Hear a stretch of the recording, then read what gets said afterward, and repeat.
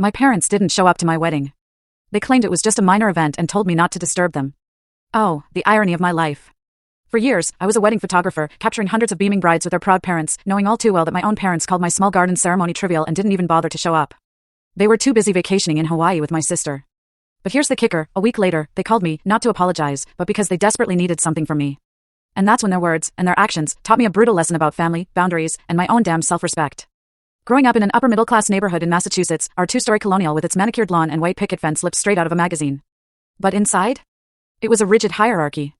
At the top were my parents, Harold and Eleanor Wilson, a corporate lawyer and hospital administrator who worshipped status. Just below them, my older sister Julia, 6 years my senior, the golden child who could do no wrong. And then there was me. The afterthought. The disappointment. The one who never quite measured up. From my earliest memories, my place was clear. Julia would bring home straight A's, and her report card would be taped proudly to the fridge for weeks. When I did the same, my mother would just nod, a dismissive "that's expected, not exceptional." Julia got into medical school, and they threw an elaborate party. When I graduated with honors in fine arts, they skipped my ceremony because it conflicted with a country club event. Photography is just a hobby, Esther, my father would always say, waving away my work. It's not a real career path.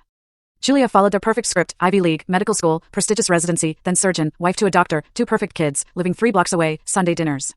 The dynasty they always wanted. My passion for photography wasn't a choice, it was a revelation. High school, Mrs. Lawson, an old Nikon. The moment I looked through that viewfinder, something awakened. I could capture moments, emotions, stories. The darkroom was magic.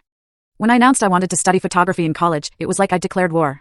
"We are not paying for you to waste 4 years learning to take pictures," my father thundered across the dining room table.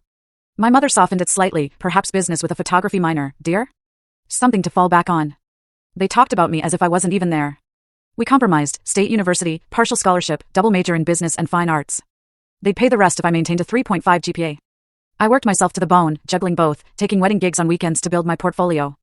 My roommate, Olivia, once found me editing photos at 3 a.m. "Most people pick one thing to excel at, Esther," she said. "You're killing yourself trying to please everyone." She was right. But that hope for their approval was a powerful, painful addiction. It faded during my junior year.